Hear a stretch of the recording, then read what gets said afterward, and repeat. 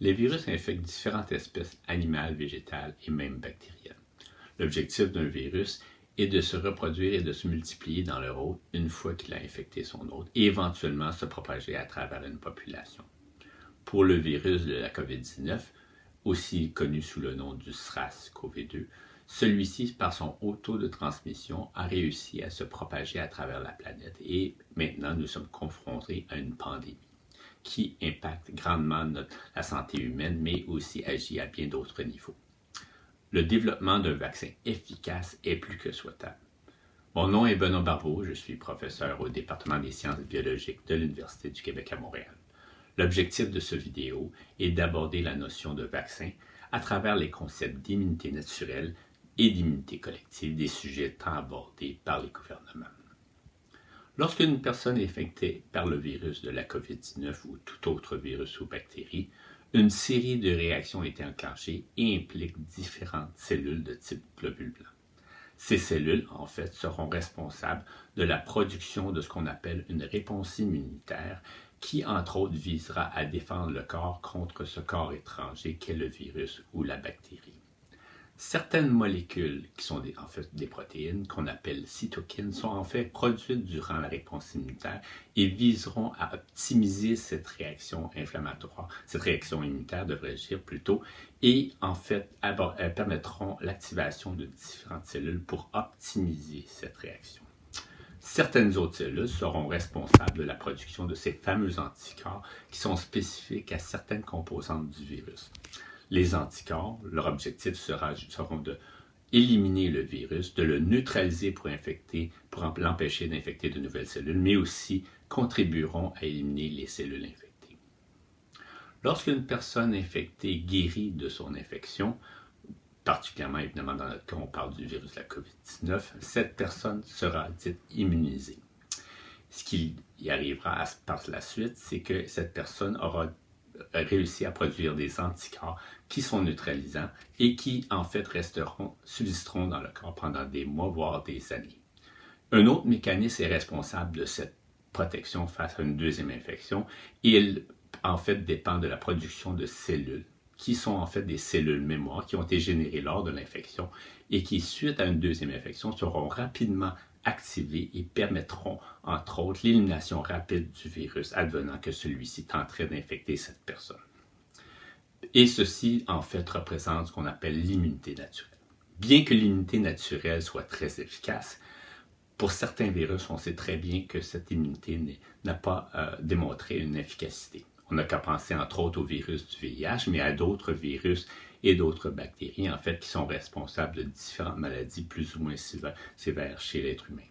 Cependant, ce qu'on sait actuellement pour le virus de la COVID-19, ainsi que d'autres virus de la même famille, on peut être assez confiant qu'une personne qui sera infectée une première fois sera en effet immunisée et aura atteint cette immunité naturelle. Cependant, d'autres études sont nécessaires pour démontrer que tel est le cas, mais également établir quelle sera la durée de cette protection.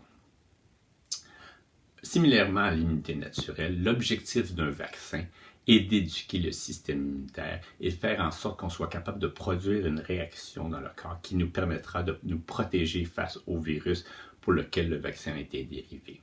Ainsi, on dépend donc de la production, entre autres, d'anticorps neutralisants qui seront générés suite à l'administration du vaccin.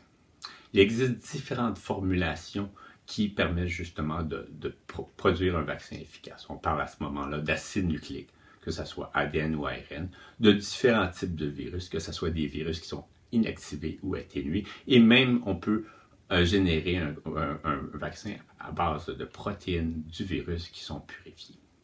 On parle à ce moment-là de la génération d'une immunité vaccinale si on administre un tel vaccin.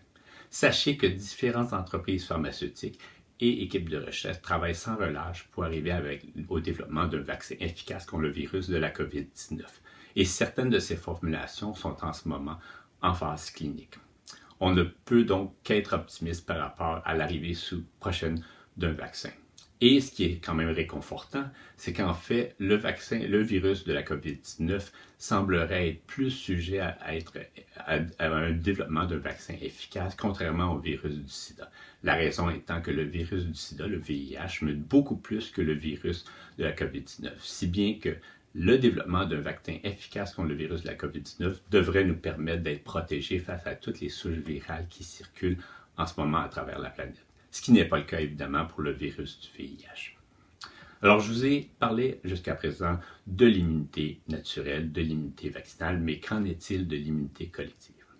Alors, si il y a une grande proportion de personnes qui est infectée dans une population, un virus ou une bactérie pourrait se trouver à avoir beaucoup de difficultés à infecter un nouveau membre de la population.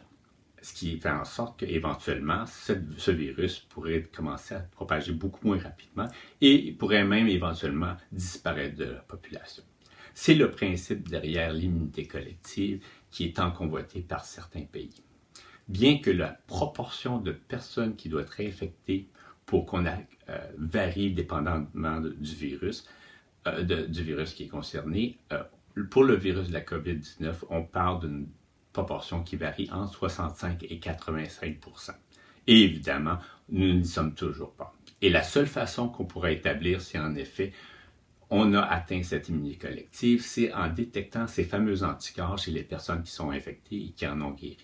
On a besoin à ce moment-là d'un outil qui nous permettra de détecter ces anticorps et les tests sérologiques nous permettront d'établir qui a été en effet infecté et possède ces anticorps.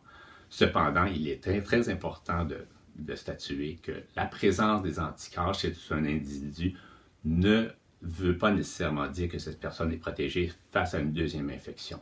En effet, le tout dépend premièrement de la quantité d'anticorps qui est présente chez cet individu, mais aussi de la qualité des anticorps, à savoir s'ils sont neutralisants ou non. Ainsi, la course au vaccin est évidemment l'objectif essentiel de notre lutte contre le virus de la COVID-19. Le développement d'un vaccin efficace nous permettra en effet éventuellement d'atteindre cette immunité collective, mais de façon plus contrôlée. Et en sorte, on ne peut qu'espérer qu'une formulation soit proclamée gagnante le plus rapidement possible.